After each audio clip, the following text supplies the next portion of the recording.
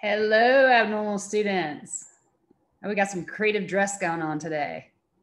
All right, let's start with the poll. We're going to cover sleep disorders. So let's start with how many of you get enough sleep most nights? Let's see what you're saying here.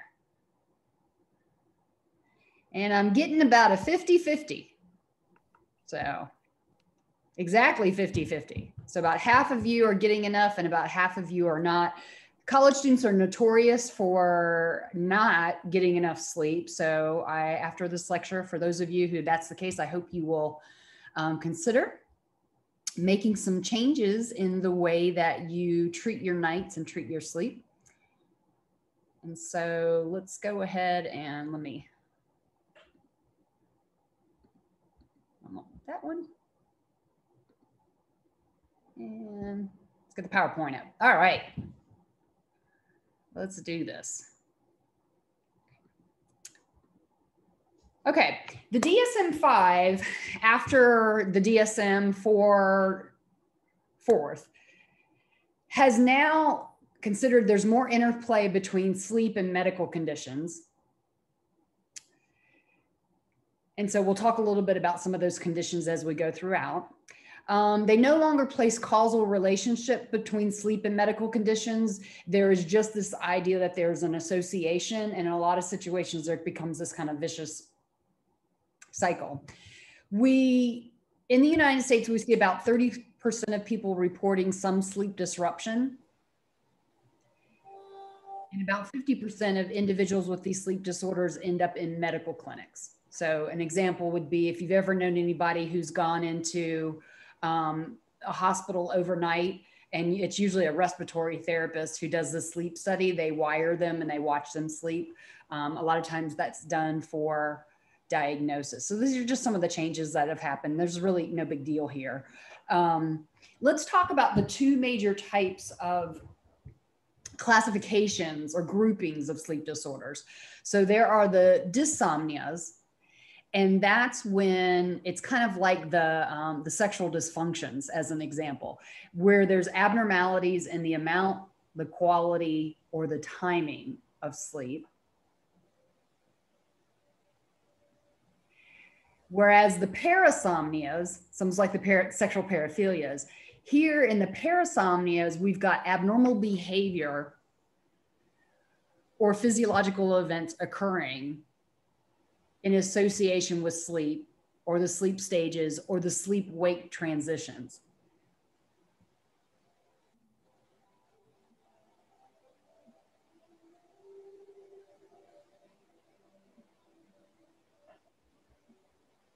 Okay. So those are the two major groupings. So we're going to cover the psychological disorders that fall in the dysomnias first, and then we'll cover the parasomnias. Okay. Okay, I want to spend a little bit of time. It's kind of like we did with sexual dysfunction. We talked about the normal sexual response cycle, and then you sort of saw that the DSM psychological disorders kind of fell through the stages of the normal sexual response cycle. And we're going to see a little bit of that similarity here. Okay, so this would be when, if we were looking at an EEG of our brain, when we are awake, and then as we fall asleep, we oftentimes will drop in the stages of sleep. If somebody were to come to you and ask you, are you sleeping and you're in stage 1, a lot of times you don't even realize that you are in stage 1. So it's really easy to transition from awake to stage 1. Stage 2 is a little bit deeper. Stage 3 is a little bit deeper. Stage 4 is deep, deep sleep. So if you get awakened after you're in stage 4, you'll be like, whoa, it is really hard to wake up. I really want to go back there. I really want to go back to stage 4. What I want you to pay attention to, though, is, so we've got this falling sensation and we hit this stage 4, this really deep sleep. And then early in the night, we will have very small periods of REM sleep. And REM sleep stands for rapid eye movement. And it's during REM sleep that our bodies get paralyzed. Our brain paralyzes our body. And the only thing that you would see moving would be your eyes underneath your eyelids. So that's why it's called REM sleep, rapid eye movement. But then what I want you to note is as the night goes on, or if this is a day sleeper, as the day goes on, we start dropping faster and we start obtaining more REM sleep as we move towards the morning, which is why, and most people will wake up, one or two or three times a night. Most of us get up and at least go use the bathroom at least once a night, that type of thing. But as the night goes on and as we're approaching the morning, we're spending more and more time in rapid eye movement sleep. Okay. Which is why when you wake up in the morning, you're more likely to be remembering that you were dreaming, as opposed to when you wake up, say at 2 a.m. And you need to go pee, that type of thing. Okay. So the REM sleep gets more and more. Now, what I also want you to know is that there are sleep studies where they have deprived people of the different stages of sleep. And the way that they do that is they wire people with EEG. And let's say we're studying the value of stage 2 sleep. So every time this participant falls into stage 2, you would wake them up and you'd prevent them from going into stage 2. And lo and behold, what we know about stage 1, stage 2, stage 3, they happen, but they're not of utmost importance. The most important stage of sleep is that rapid eye movement, that REM sleep. So when you let people go 1, 2, 3, 4, and you wake them up in REM, 1, 2, 3, 4, you wake them up in REM. Those individuals, it will appear the next day as if they've almost gotten no sleep whatsoever. Okay. And it's also in rapid eye movement sleep, one way of thinking about why our dreams get so freaky. And keep in mind, everybody dreams. Everybody goes into REM sleep. Everybody dreams. Some people remember their dreams a little bit better than other individuals. So if it's been a while since you've remembered any of your dreams, no big deal. You're probably, dreaming in REM sleep. You're just not waking up and remembering them.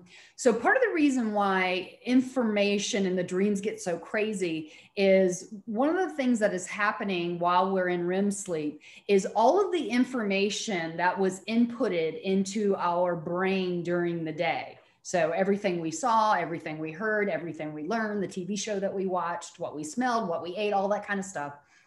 Memories are getting laid down from short-term memory into long-term memory during REM sleep. Okay.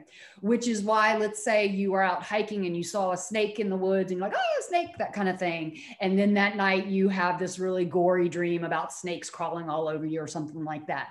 It's because your brain is trying to figure out where to send those memories, which memories to discard that will decay, and where to send memories from short-term to long-term and laying down longer-term memories. Which, going back to the 50% of you who are not getting enough sleep, the best way to learn long-term information is to ingest that information, exercise on it, and sleep well on it. Because then that information has the best opportunity of going from short-term memory, laying it into long-term memory. So between the exercise and the sleep, that's a formula for really good learning. Okay. And you all are college students. You are in a learning environment. So I wanted you all to know this. Okay. So any questions about the typical night? What you will also see, for those of you 50% who are not getting enough sleep, you're missing out on the best quality. If you are waking up earlier than you would naturally, then you are missing out over here on what is happening as the best brain health. Another thing that we know, not only memory, but if people are deprived of particularly REM sleep, and again, if you cut the night short, you're going to be deprived of REM sleep, will deteriorate emotionally. And if you've ever been there, I'm sure many of you in this class have been there, where you've just had horrific sleep. And not only is it hard to think straight and your body doesn't feel good, we get pretty achy when we're deprived of sleep. But a lot of times just emotionally, we feel like, oh, you're just about to melt down. Okay.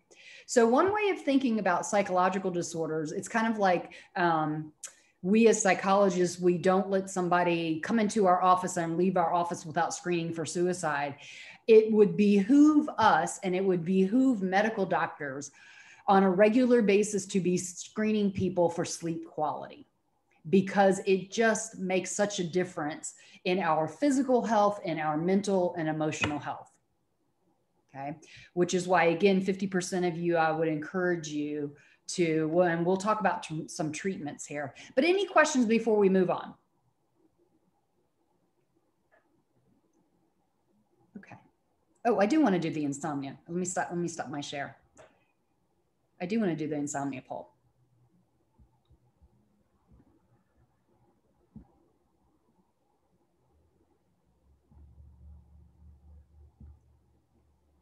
Yeah, let's survey y'all. Okay, so how often do y'all struggle with insomnia? So the inability to sleep. Stay asleep or get to sleep. Let's see what we got in here. Okay, let me show you what we've got. So 10% of you, it's a regular thing, and we're going to talk about treatments for insomnia. So hopefully this will be helpful for some of you.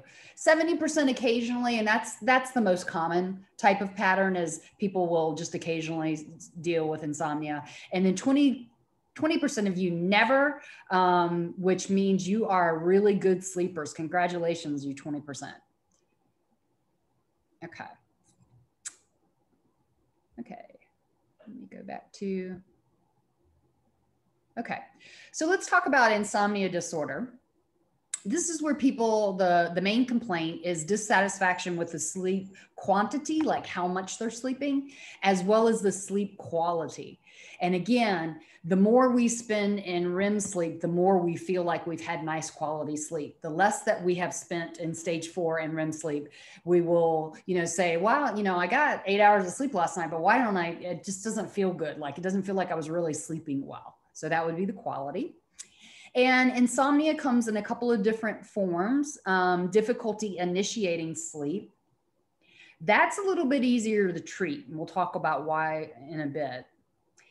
And then the second thing would be difficulty maintaining sleep. So frequent awakenings and after an awakening, problems going back to sleep. And then the third kind is where an individual goes to sleep, but they wake up way earlier than they want to, and they can't get back to sleep. And then the worst case scenario, and I think this isn't pretty intuitive, would be somebody who intermittently struggles with A, B, and C. Okay. Most people with insomnia are not A, B, and C. They're usually 1 or 2 of these, but not all of them. Okay. Interestingly, this early morning awakening is something that we see very commonly in depression. Okay. And then they tell us, this makes sense, it's going to create significant distress or impairment in a person's social life, occupational life, or other important areas of functioning. And diagnosably, again, remember the majority of you all said that you have an occasional insomnia, and that's common. This has got to be going on for at least 3 nights a week for at least 3 months. So it's got to be pretty significant and going on for a long time for it to really be diagnosable. Okay. And just like we talked about when we talked about sexual dysfunctions, knowing that some sexual dysfunction is normal for every human being, so that when it occurs, you don't make a big deal out of it. It's just sort of like, oh, c'est la vie, life goes on.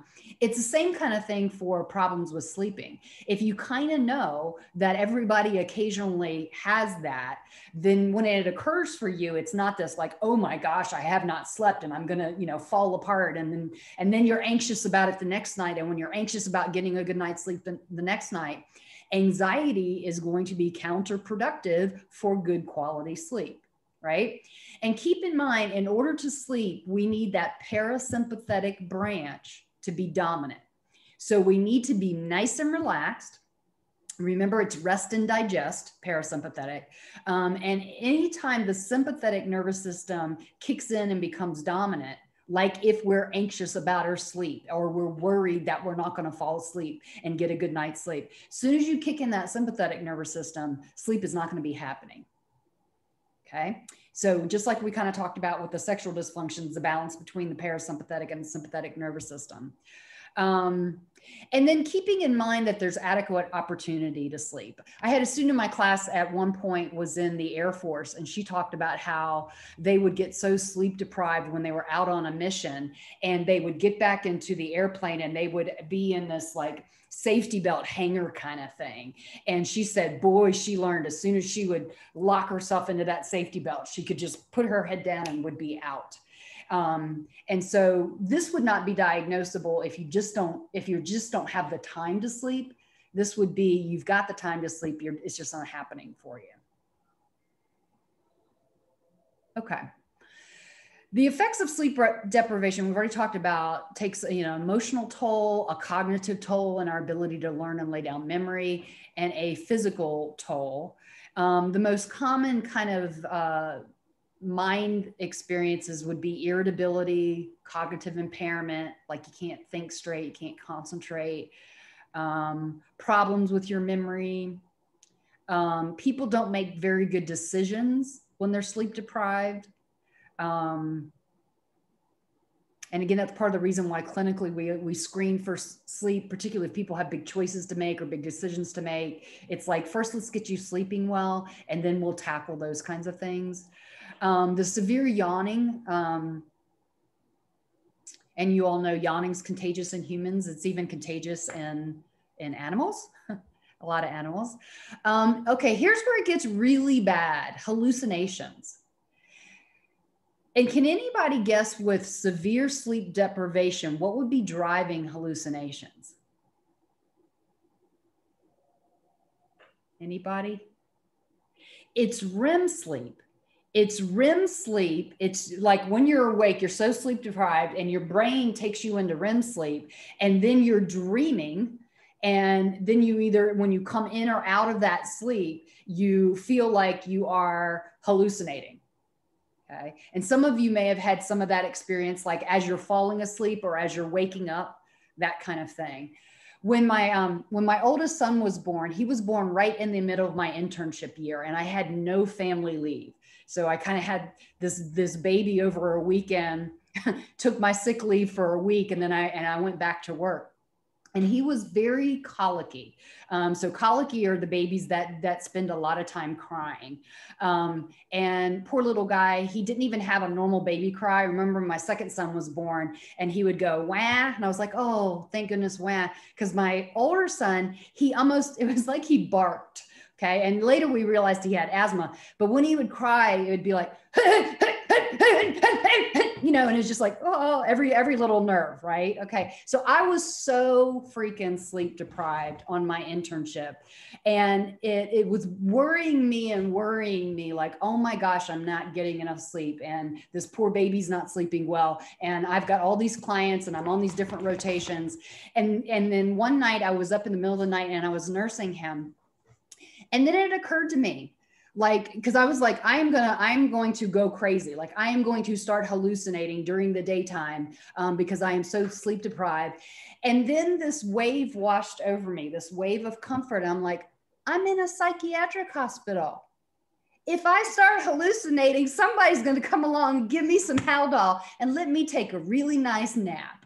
And it was just sort of this comfort of like, okay, well, I wasn't worried about it anymore. It was just sort of like, if it happens, it happens. Somebody will take care of me, that kind of thing. Okay. It never did happen. I never did hallucinate. I was just rather miserable for a while. You get a lot of symptoms like ADHD, where they're not making good decisions. They're impulsive. It really takes its toll on the immune system, which again is why medical doctors, psychologists should always be screening people for sleep, because then that's going to make people vulnerable for infections. And if you are medically sick, particularly if you're dealing with an infection, you want to it's part of the reason why we sleep a lot when we're sick with a fever and an infection. Okay. The brain puts us down and makes us sleep a lot because it gives the immune system the energy and the opportunity to go do what it's supposed to do, pull the bad stuff out of the body and get rid of it. We have issues with heart disease when we're sleep deprived. A lot of individuals will get tremors, so kind of like shaky, getting achy. If you take normal, healthy people and you deprive them, particularly of REM sleep, like we talked about in those sleep studies, people who are deprived of sleep, particularly the REM sleep, will start reporting fibromyalgia-like pain. And fibromyalgia pain is like usually pain in tender points around joints. And many of you can relate to that when you've had a fever. You get kind of this achy pain in weird places in your body. Like I remember having a fever at one point and my lower back was really achy. I don't know what was going on down there, but it was just like, ugh. So people get fibromyalgia-like pain when they're not sleeping well and they're deprived of REM sleep, which is why when we're treating fibromyalgia for people, when they have that, we get in there and we start thinking about treating their sleep as first line of defense. We've got to get them sleeping better in order to help them with their pain. People don't grow when they're sleep deprived, as well as the body's not like repairing its cells and healing itself. And then we've learned that there's an increase in obesity. The body likes to excrete insulin and lay down fat storage when we're sleep deprived. So if individuals are having consequences because of their weight, we always think sleep is first line of defense. So any questions here? Okay. You all will get done with this lecture realizing sleep is one of the most glorious things that human beings can do for themselves. Okay, so when we're thinking about treating insomnia, there's all kinds of different things that we can do. And I can tell you, this fits into cognitive behavioral therapy and it fits into acceptance and commitment therapy. And I can tell you that the medical doctors that people go to most often, the specialists that they go to when they're having severe insomnia are neurologists. And this is one of the places where neurologists very much respect the psychologist, and they will send people with insomnia to see a psychologist that practices CBT or ACT. Okay. So the first thing that we start thinking about for individuals is sleep hygiene. And this is not about cleanliness. It's not about you being clean, keeping your sheets clean, any of that. It's more hygiene as in keeping a schedule. People are going to have less sleep problems when they go to bed at the same time every night. And they're going to have less issues when they wake up every morning at about the same time. So keeping that schedule. And a lot of times college students absolutely don't keep that schedule. Okay. We do this for little kids. It's interesting. Like parents and caretakers, this is intuitive. Like, you know, bedtime at same time every night. Kids tend to wake up same time every morning. Bedtime, same time every night. But then something happens when we get into adulthood where we start pushing that around. Some of you push that around and then it really starts to interfere. One of the most glorious things that has happened to me during the pandemic, I have not set an alarm, I don't think in 7 months or something like that. And I just love that. It's like I wake up when I wake up. It's usually about the same time every day, but it's like when I'm ready, not when the alarm says it's time. Okay. So keeping that schedule is very important. I would also add to that, some of you know, blocking on her first name. Oh, Ariana Huffington. She's written a book about sleep because she got really sleep deprived and got really sick. And now she's written a book about that. And she even allows people that work in her company for the Huffington Post to nap during the day. Because now she's a big believer in her naps and lets her employees nap during the day. So there's a certain kind of siesta time where they don't schedule meetings and things like that. But one of her other points, and I want to add this to the sleep hygiene and sort of how we treat kids versus how we treat ourselves as adults differently, we need wind down time. Okay. So when my sons were little, we had a little ritual. We would do the hot bath. They could play in the bathtub for a little while if they wanted to. After the bath, we would read. I would read to them. And then there would be a whole tuck-in period. And when they were little babies, I would sometimes even take their blanket, put it in the dryer and warm up the blanket, wrap them in the blanket and rock them. And boy, after you've gone through that kind of ritual, boy, they fall nicely asleep. Okay. A lot of us fail to do that. A lot of us nowadays, we're on screens. Screens from your computer and your phone are the enemy when it comes to sleep. Okay. So we need that time. A lot of people will read for a little bit as an example. We need wind down time and we need a ritual. So if we can create a ritual that helps us in our schedule, that's going to create better sleep.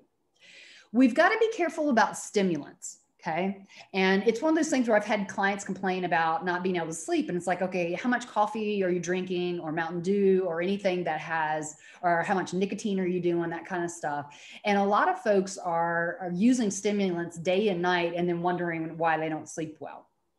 My rule, just knowing my own sensitivity, like I never consume any caffeine after lunch or even after breakfast, like anything. If I were to like drink a cup of coffee or a Coca-Cola or something like that in the afternoon, it will affect my sleep at night. And so I know I'm particularly sensitive to that. So I have rules about coffee only in the morning kind of thing, or any stimulants in the morning. What we also want is this nice classical conditioning effect. And we'll talk about how we help clients do that. We want the bed associated with sleep, or the bed associated with sex with a partner kind of thing. But what we don't want is the bed associated with other activities, which is why we don't want our phones in our bed. We ideally are not watching TV in our bed. We ideally are not like hanging out in the bed with our study materials during the day. I know that's really hard in the small dorm rooms. A lot of stuff goes on in bed because it's just like the place to be. And then once a person gets insomnia and they're starting to worry about their poor quality sleep, then oftentimes what will happen is the bed becomes classically conditioned to full-blown anxiety. And in A here, bed associated with sleep, meaning bed is associated with parasympathetic nervous system control. B here, bed is associated with anxiety and insomnia. Now we've got bed associated with sympathetic nervous system dominance and control. Okay. And so what we do with this, and I've even had clients before who will say like, okay, I've been, reading on my couch and I'm drowsy, and their insomnia is so bad that they go and lay down in their bed. They were drowsy, but they lay down in bed and it's like ding, ding, ding, ding, ding, like, oh, I'm awake. Or what happens for a lot of people, and we'll talk about this worry time writing here in a second. A lot of folks are so busy. They're so busy. They're going throughout their day. They're doing all this kind of stuff that they haven't had time to think. And they haven't had time to kind of think about their worries or their problems, or they haven't had time to problem solve.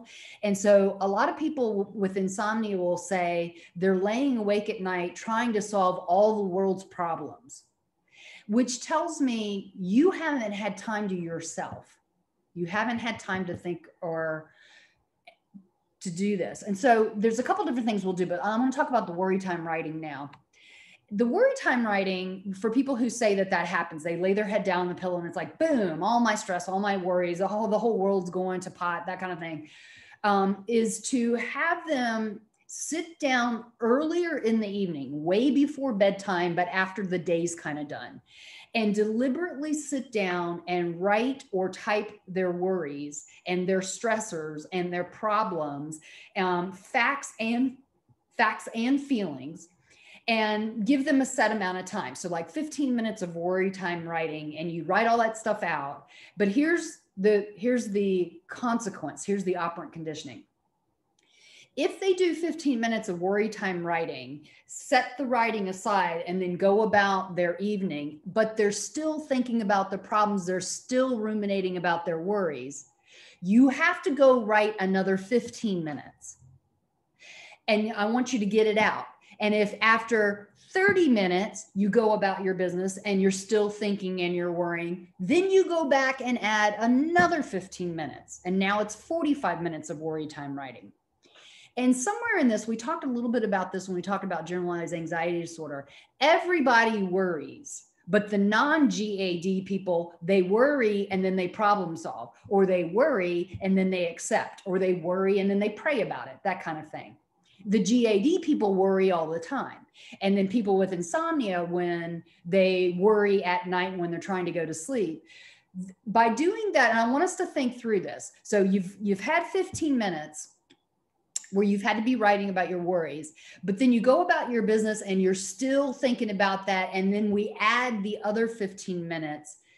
Is that a reinforcement or is that a punishment technique?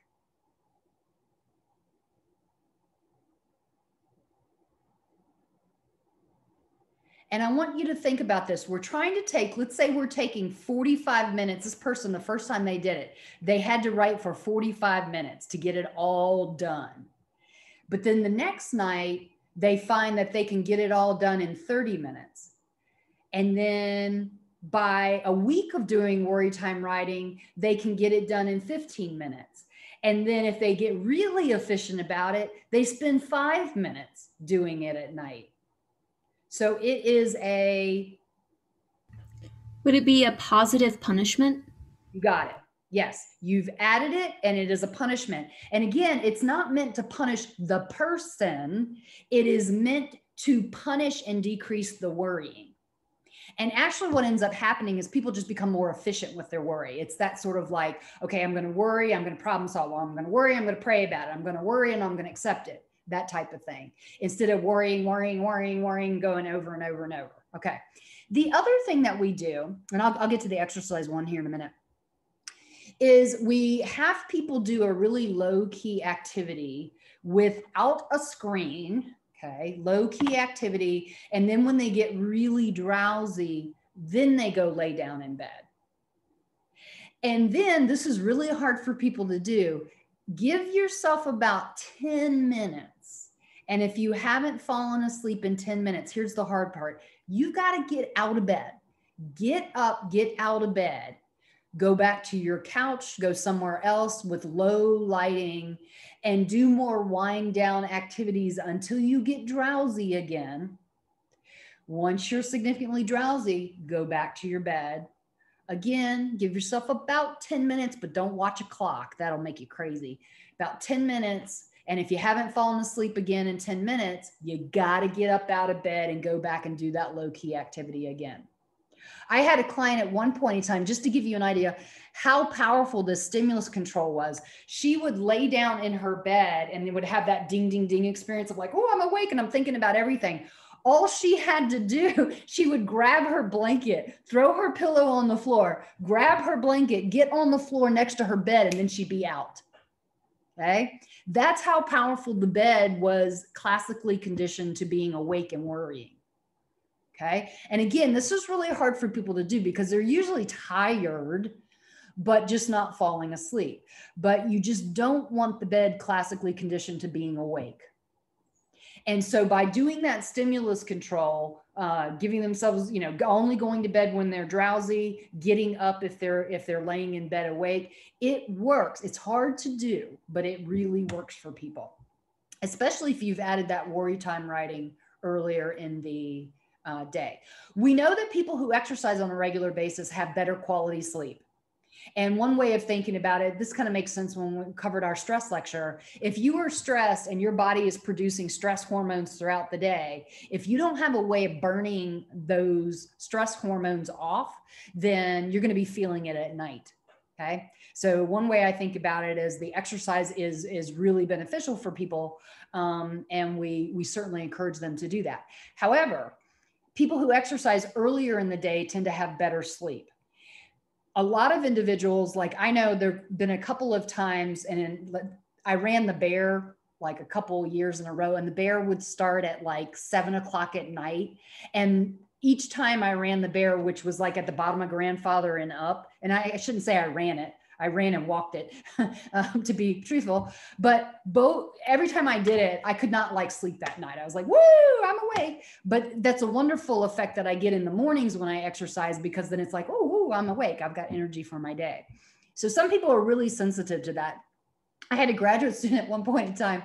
He would go throughout his day and he would go run at 11 o'clock at night, and he could get back to his apartment at midnight and just fall asleep. And it's like, how do you do that? How do you run and then go to sleep?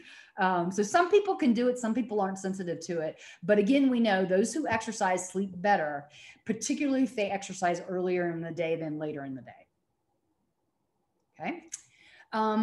Relaxation techniques, when I talk about winding down, whatever that means for different people. So it could be reading a book with a reading light on, but not having big bright lights on. For some people, it's watching Netflix.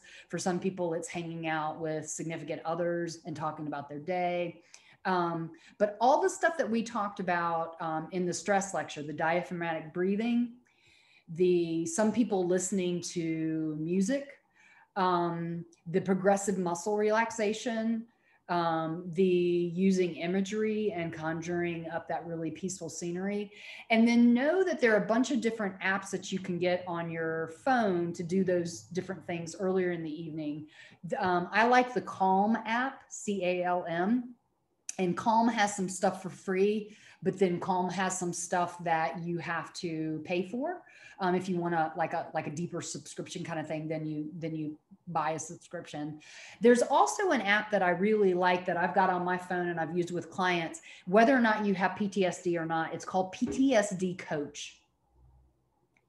And PTSD Coach, again, you don't have to have PTSD to be able to use it, has all kinds of different modules of relaxation exercises, meditations, grounding, music, that kind of thing. It can be really beneficial for the relaxation.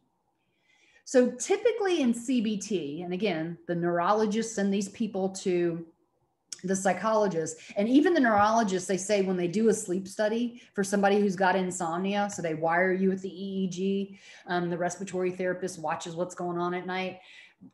All they say they see is people just laying there awake.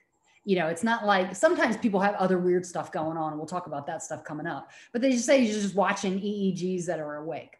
So all this stuff fits into CBT, but I do want to talk about paradoxical interventions, okay? So paradoxical is anytime you've got somebody complaining of a symptom, and ironically, paradoxically, you prescribe the symptom. So this would be separate from all of this stuff up here, but I do want to talk about what this would look like. So this would be somebody who's like, oh my gosh, I lay down and I'm tired and I just lay there and I'm awake and I'm awake. And then I start worrying. And the intervention here would be, good, let's make it a game. I want you to go to bed tonight and I want to see you. Normally it takes you about an hour. I want to see you stay up for an hour and a half. Don't fall asleep until an hour and a half has passed. You're not allowed to. Or it would be they lay there 2 hours a night. For these people up here, we would say if you don't fall asleep in 2 hours a night, then don't go to bed until 2 hours later. But down here, what we would be saying is, I challenge you. I want you to lay awake for 3 hours. Okay? And if you're able to lay awake for 3 hours before you fall asleep, you win. Any idea why this works, you all? It is now made staying awake a good thing instead of staying awake a bad, anxiety, stressful thing. Okay. So the paradox here, and this works every now and then for people, is it removes the anxiety of lying there awake. And when you remove the anxiety about lying there awake, for a lot of people, if they're truly tired and you've removed the anxiety, you've turned on the parasympathetic nervous system and they're able to fall asleep. There's questions here. Does it make sense why this stuff works? Can I see some nods? Okay, cool. Okay, another one. This is kind of a lot of stuff that we've talked about. Some's going to be a little bit new. So the sleep model, the S would be set a regular bedtime. So that's the schedule, the hygiene. L would be limit the use of the bedroom for other stuff. So this would be the stimulus control. I, as an example, even, and I haven't been sick in a while, knock on some wood, but even when I get sick, I get out of my bed. Like I go to a couch, and sometimes I, sleep on the couch. Sometimes I go to the couch and I watch TV or something like that. But I just make sure that even when I'm sick, I am not in my bed during the daytime. That would be stimulus control. The E, this would be the stimulus control, exit the bedroom if not asleep in about 10, 15 minutes. Again, because you don't want the bed conditioned to lying awake, you want the bed conditioned to sleeping. E, eliminate naps. Some people can take naps. Through college and graduate school, I was like the best power napper. Like I could, and sometimes it was like 20 minutes. Sometimes I would have a problem I couldn't solve and I would take a nap and I'd wake up with the answer. But I was just really good at it. I don't really nap anymore because I get plenty of sleep at night. But when I was in undergrad and graduate school, I was usually, burning the candle at both ends with the study time and that kind of thing. Some people can nap and sleep just fine at night. Other people, and you all know who's who, other people, when they nap during the daytime because they're so tired of poor quality sleep at night, the naps interfere with their nighttime sleep. So when I'm working with people with insomnia where they're getting into that pattern, they're crappy sleep at night, so then they nap during the day because they feel so bad, but the daytime nap is interfering with their nighttime sleeping, we eliminate that nap and have them push through. And for a lot of individuals who are sensitive to that, the eliminating the nap helps them get to sleep much better that night.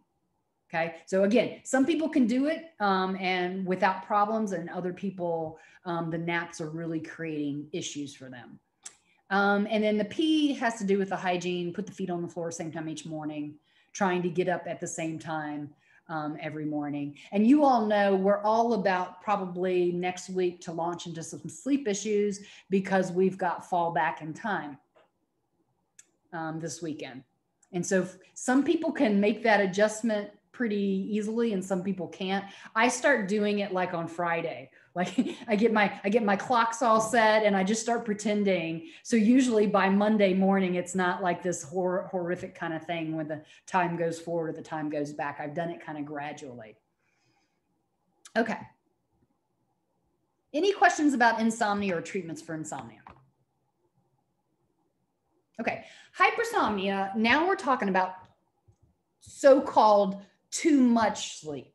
Okay. And keep in mind the too much sleep would be according to cultural standards. Okay. And our cultural standards in the US are like 6 to 10 hours a night for people. Most people is about 8 hours a night, that kind of thing. So this is where we've got individuals with excessive sleepiness for over a month. And it's evidenced by either prolonged sleep episodes. So like this person sleeping, say 12 hours a night, or there are now nighttime sleep and then prolonged napping during the day. That occurs almost every day. Now, what's interesting about these people, these are not what we would call lazy people. What's interesting is when we wire these individuals with EEG, and they lay their head down on the pillow, they drop down those stages and enter into stage 4 and REM sleep very quickly. So neurologically, they look like they're in tremendous need of prolonged sleep.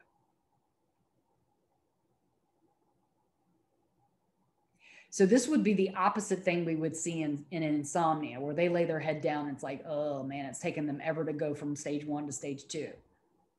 Okay. And the sleepiness has got to create distress or impairment. The impairment just usually comes where there's just so much time devoted to sleeping. And they say this is not accounted for by another sleep disorder. And then they warn us here that we don't make this diagnosis when we're seeing another axis 1 disorder. And a common thing that we see is depression. Particularly, remember the seasonal affective disorder, the hibernation kind of depression? Some individuals get more of this hypersomnia condition during the winter months and then look more normal during the other 3 seasons, as an example. But this coincides for many individuals with depression. People with depression, some individuals get insomnia though too. So I want you to know it can go either way. And then they remind us should not be because of physical effects or drugs or medical condition. But again, I want to remind you in the DSM-5, they've gotten more flexible with that so that you could have some kind of a medical condition, like a low-grade infection or something like that, and hypersomnia could go with that. And then they also, say, hey, check out what this person's taking in terms of prescription meds, over-the-counter meds or supplements, and then are they doing anything recreationally for all of these different sleep disorders. So hypersomnia, way too much sleep. Okay, so now we're moving into the parasomnias. So those were the dysomnias where there was abnormality in quality or length or that kind of thing. And now we're moving over into the when weird stuff happens during the sleep. Okay. So let's talk about narcolepsy. Narcolepsy is in the DSM as a psychological disorder. I really feel like narcolepsy belongs in the neurological disorders only though. Okay. This is where an individual has these irresistible attacks of refreshing sleep that are occurring daily and for over 3 months. And people with narcolepsy, they've had this like forever. So the over 3 months is kind of silly. Okay. Irresistible attacks of refreshing sleep that are occurring every day for over 3 months. So this would be a person who absolutely can't control falling asleep during the day. Okay. And then I'm going to show you, this happens in dogs, some dogs too. And then they say there's got to be the presence of one or both of these. The cataplexy is where there are these brief episodes of loss of muscle tone. So it'd be like if I'm sitting here and I'm awake and you see me fall over, that would be the cataplexy. And basically the cataplexy is when our brain is sending us into REM sleep, so it paralyzes us. So we're paralyzed, so we're not acting out our dreams. Because think about how much harm could happen if we were acting out our dreams. Think about human beings across evolution. If we were, set up in our cave with the stone over the entryway, and we were dreaming every night for our brain health, and we were out, roaming around in the field, sleepwalking kind of thing, how dangerous that would be. So it was a survival value for our brains to evolve and paralyze us during REM sleep. This cataplexy is more likely to occur during intense emotion. So intense emotion for humans, and then even intense emotion for the dogs who have narcolepsy. Number 2 is recurrent intrusions of elements of REM sleep in the transition, either the falling asleep in that episode or the waking up in that episode. I remember this was on the national licensure exam. They asked, one of the questions was about a client who had uncontrolled sleep and would hallucinate either falling into the sleep or would hallucinate coming out of the sleep. And the question was, is this schizophrenia? And thank goodness I knew my sleep disorders. It's like, no, that's REM sleep. Either you're awake and then, whoa, I'm dreaming while I'm awake as I'm falling asleep, or as I'm waking back up, I'm deep in the dream as I'm coming to wakefulness and coming out of that paralysis. Okay. And so they call them the waking part, the hypnopompic, and then the falling asleep, the hypnagogic hallucinations, or the sleep paralysis piece. Okay. So basically what we're seeing here in narcolepsy, neurologically, these people or these dogs cannot control falling into REM sleep during these episodes, going in and out of REM sleep, in and out of the paralysis.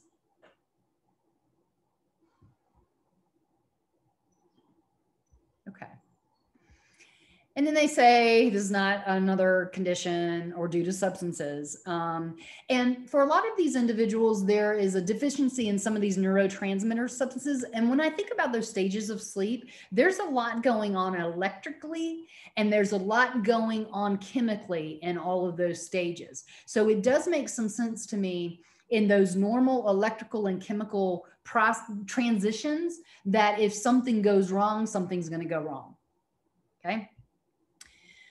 So hypocretin deficiency. So some individuals are given stimulant medications to help keep them awake. So it'd be the same kind of medications that are used for treating ADHD. Making sure they're getting plenty of sleep at night. So all the stuff we talked about, CBT for insomnia, we're doing for people with narcolepsy. Doing safety planning. So for a lot of these individuals, particularly if they're experiencing intense emotion and they know it's going to come on, but we'll do a lot of making sure that during the day and in the evening, they've always got a safe place to be when this is coming on. Okay. Because you got risk of, you know, falling asleep, hitting your head, falling asleep, getting injured, that type of thing. Many of these individuals, unless it's controlled well with their meds and their CBT behavior, are not allowed to get a driver's license, and they're not allowed to drive. And that makes some sense, right? You know, we don't need people falling asleep at the wheel and driving about.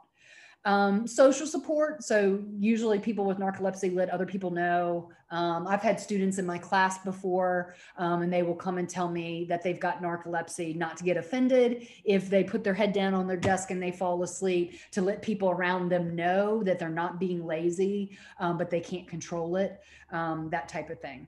It's pretty rare. And then we got to make sure these individuals aren't having problems with sleep at night. And so let me go back. Well, let me just go ahead and stop my share. I do want to show you a video clip here of this little doggy.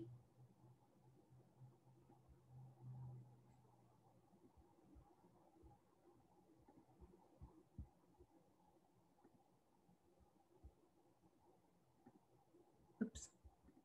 Let me rewind it. Okay.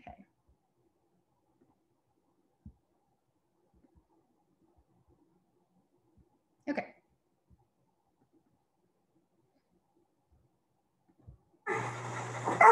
So this fella's playing with his friend or his brother or sister.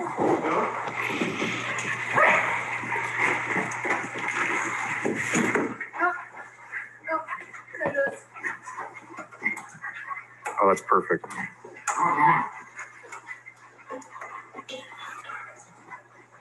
So he's dreaming. He's asleep.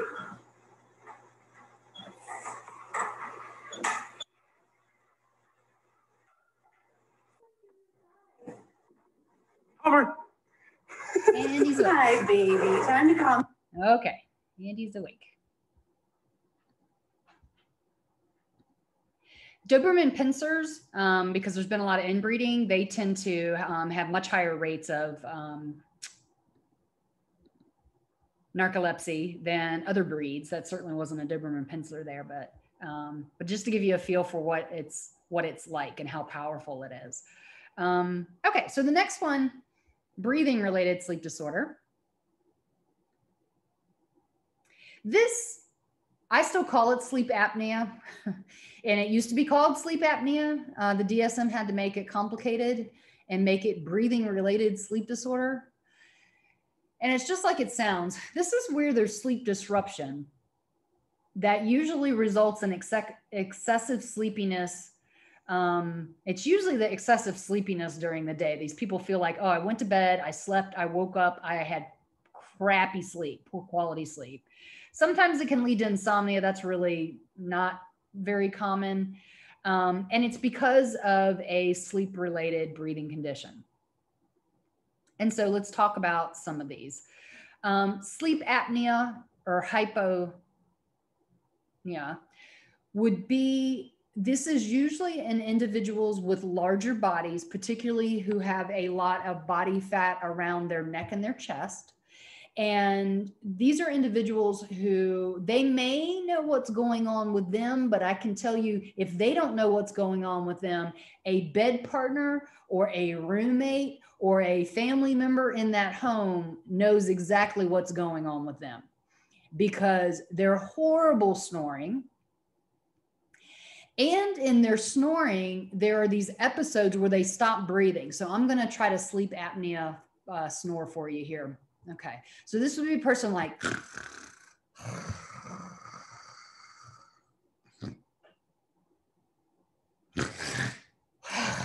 okay. So where there's actually episodes where they cease breathing. And guess what happens when you stop breathing at night? Your sympathetic, your parasympathetic has got you asleep. And then your brain knows when you stop breathing and it says, holy crap, sympathetic kicks in. You get enough stimulation from sympathetic to wake you up enough to breathe again. Now, these individuals, sometimes they feel like they wake up, but a lot of times they don't feel like they're actually waking up. They're just waking up enough to breathe again until their airway cuts off again. Okay. And so what we use for this is a PAP machine, which is positive airway pressure. And so many of you probably know somebody who uses a CPAP. So it's continuous positive airway pressure. And it's a mask that they wear at night that keeps air pressure going in so that their breathing can come in and out, keeping their airway open. Okay. More likely to occur in elderly people, more likely to occur in men, more likely to occur in individuals with obesity, particularly upper body obesity around their chest and their neck. There are some other breathing related conditions: central sleep apnea, sleep related hypoventilation, where they're just not getting enough oxygen because of their breathing. Some of you might know of, just as an example, there are some individuals that will wear a mouth device that has a hole in it so they can mouth breathe at night. Sometimes individuals, this would be this stuff down here, wear those little nose bands that a lot of athletes will use them to kind of keep their noses open and lots of ventilation in and out. But some individuals will use that device on their nose to keep their nose airway open or mouth airway open, that type of thing. These individuals are usually treated by ear, nose, and throat. I've known individuals who have had their tonsils removed because of sleep apnea, because of having just really very large tonsils. Would be an example there.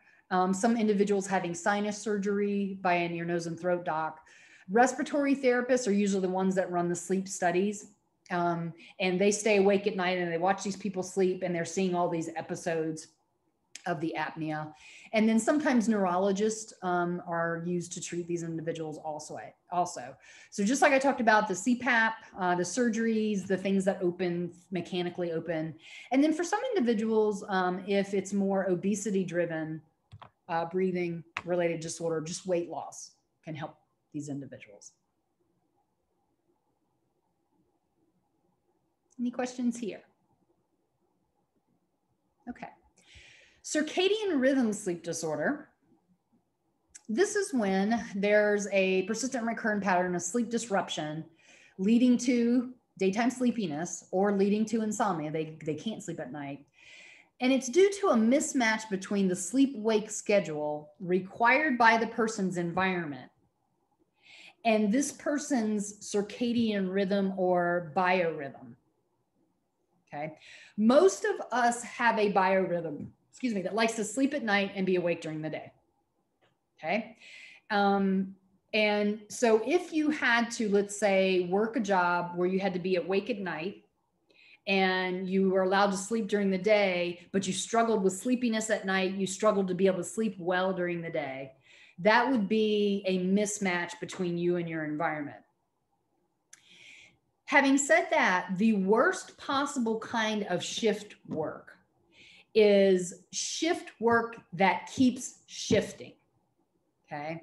So the worst type would be you've got the morning shift on one day, you've got the midday shift on the other day, you've got the night shift on another day. Most people can adjust to a different type of shift work if that shift work stays stable, because then they can do the schedule, the hygiene, and they can get themselves shifted over on a regular basis to that other thing. Okay. So, so a nurse that works night shifts and who keeps the schedule even on weekends, as an example, might be able to stay awake at night and sleep during the day, as long as it doesn't keep moving around. Then they say it's got to create impairment. It makes a lot of sense why this creates impairment. Let's not worry about C. You keep seeing that over and over, not worry about D, but I do want to talk about these different types. The night owls, many of you know some night owls. We've got a faculty member in our department that really, you just don't make morning meetings with her because she's up late at night and emails are getting sent out late at night, but then tends to sleep until like 11 in the daytime. And being a professor is the perfect job for somebody like that, because we can, teach later classes and do our research at night and that kind of thing. The irregular sleep-wake type, again, if working shifts that keep moving, that would be awful. And then a lot of us have had this experience when we get jet lag. Okay. I tend to wake up about a 7-ish most days. And boy, when I go out west, like let's say I go to California, man, I am, even if I haven't gotten enough sleep at night, I tend to wake up during the daylight, 7 a.m. wherever I'm at. Okay, it takes me a while to kind of shift over. The worst kind of travel is when you go west to east and you lose time and you lose sleep. And then it takes a while to adjust to that. Okay, so just some flavor for some of those types. So let's move over into nightmare disorder. This is just like it is going to sound. This is where there tend to be repeated awakenings.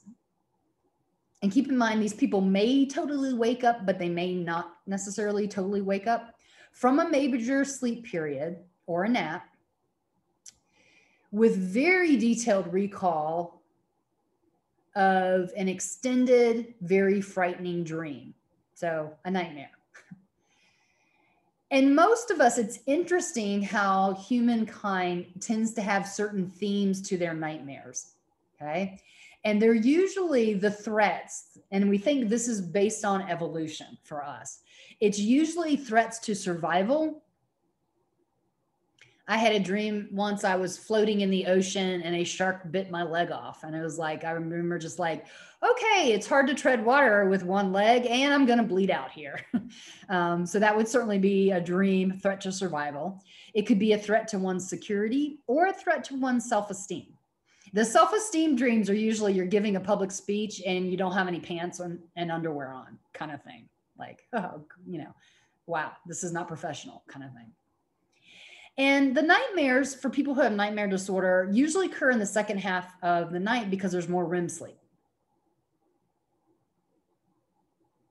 Okay.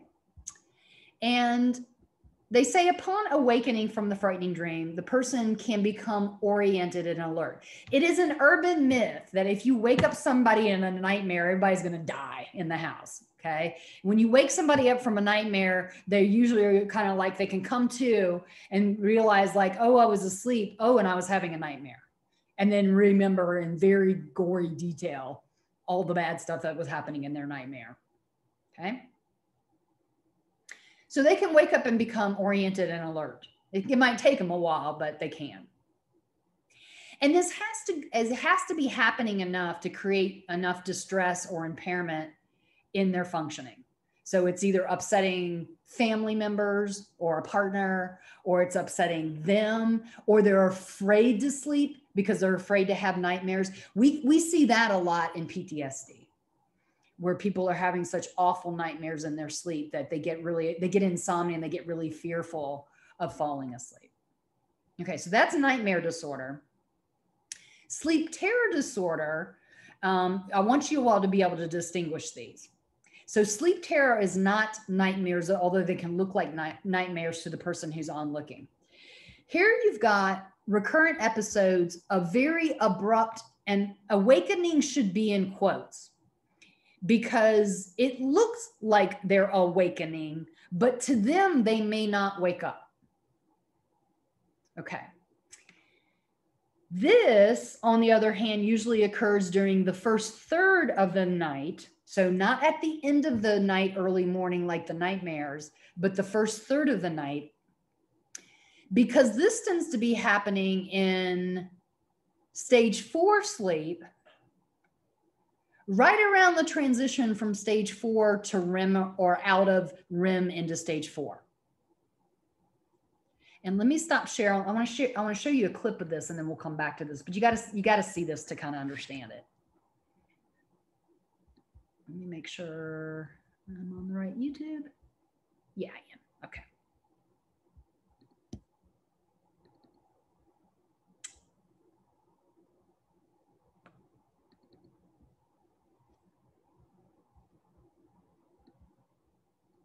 Okay, this guy's recording himself sleeping. And you're going to see he's going to get up and he's going to go, I'm dead. He's saying, I'm dead. Okay. Dad, help me! Parasomnia is not as unusual as we may think, and it can take many different forms. This young man suffers from what are called night terrors. These night terrors can produce disturbed and frightened behavior even under test conditions. More conventional sleepwalkers can easily perform mechanical actions they carry out repetitively every day. This woman may look as though she is awake, but in fact, she is sleepwalking. She has roused, gone into her kitchen, and raided her fridge all in her sleep. This man acts out his dreams. One patient, like him, tied himself to the bedpost each night to prevent himself from attacking his wife. Evidence from a 1997 poll of over 4,000 people in Britain found that 2 in every 100 experience some form of night violence. What we're doing here is really defining a third area of being. We're saying there's sleep, there's waking, and there's something that is in between that is not dreaming. You know, this is a state in which there is awake-looking behavior, but it's not fully awake.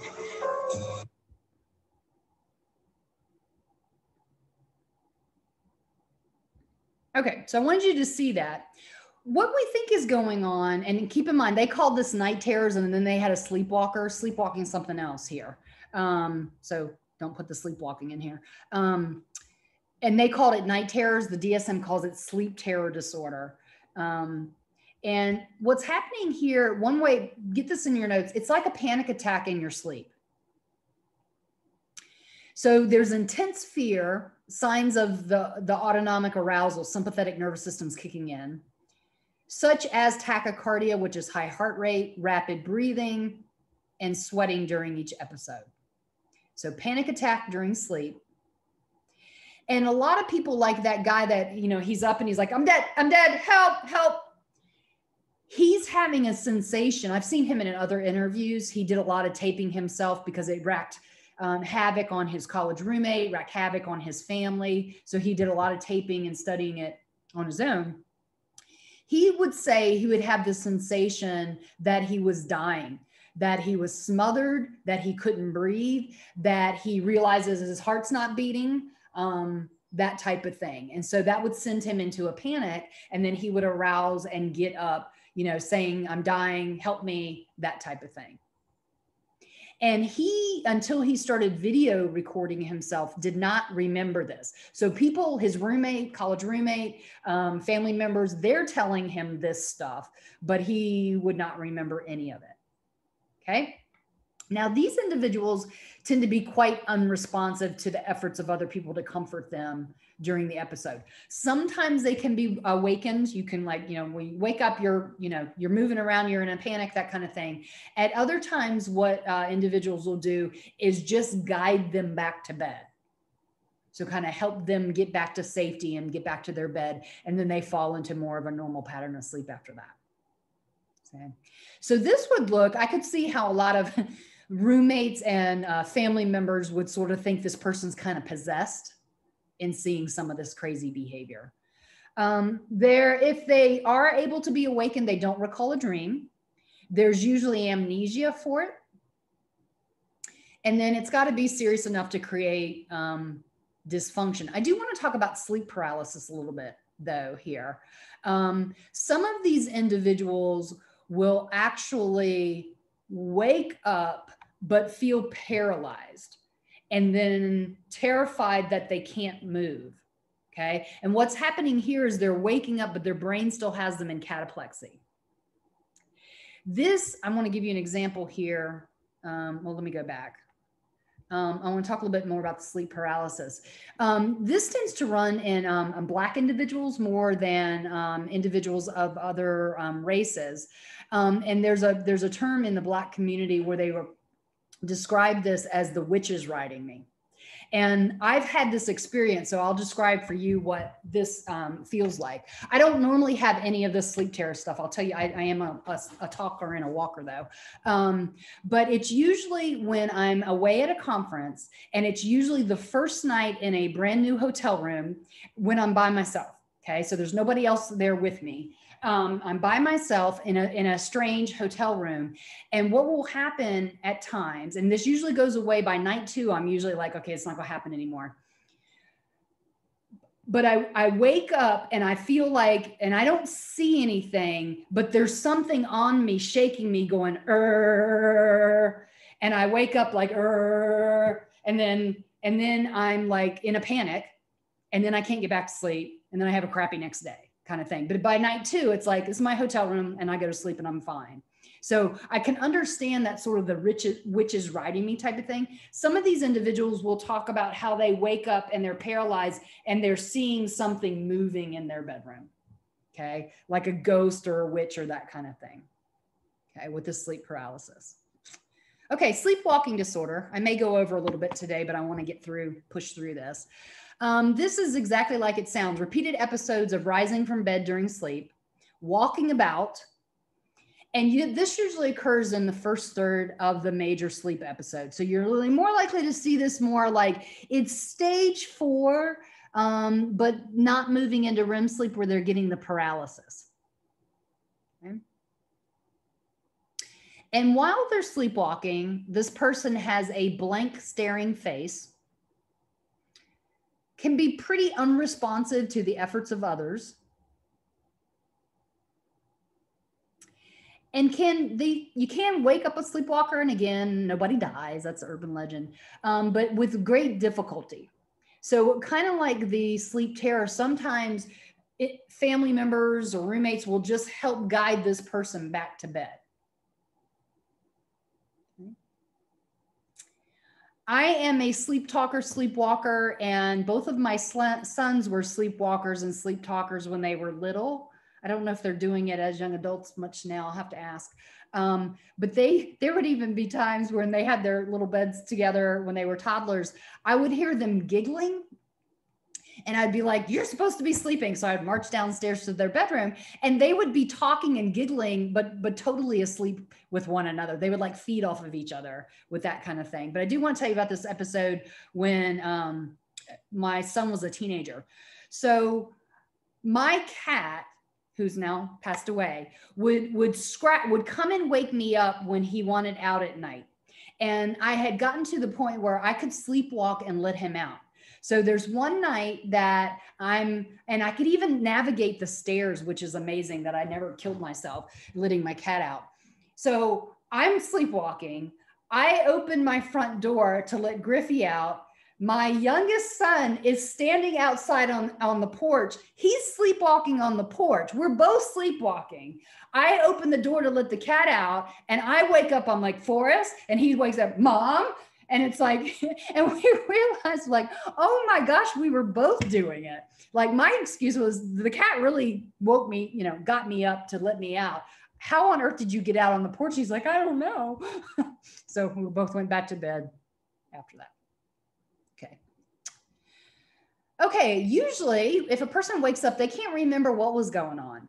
And you saw that woman in the kitchen. There are people that night eat. And night eating tends to promote diabetes. Night eating tends to promote weight gain and obesity. And so what we will oftentimes do when individuals are having some of those medical consequences is ask family members, do you have knowledge that this person sleepwalks and eats at night? Okay. I do want to talk before, and then we're going to run over a little bit here, a little bit of a treatment for some of these disorders. Lucid dreaming, I have used lucid dreaming myself, and I've used this with clients. And we do the lucid dreaming thing when clients, particularly they're having the same bad nightmare over and over and over and over. And what you do in the lucid dreaming is you think about the detail of the dream in your waking state, and then you rewrite the dream, you rewrite the ending. And a lot of times by rewriting it and thinking about the script during the day helps that person rewrite it and change it at night.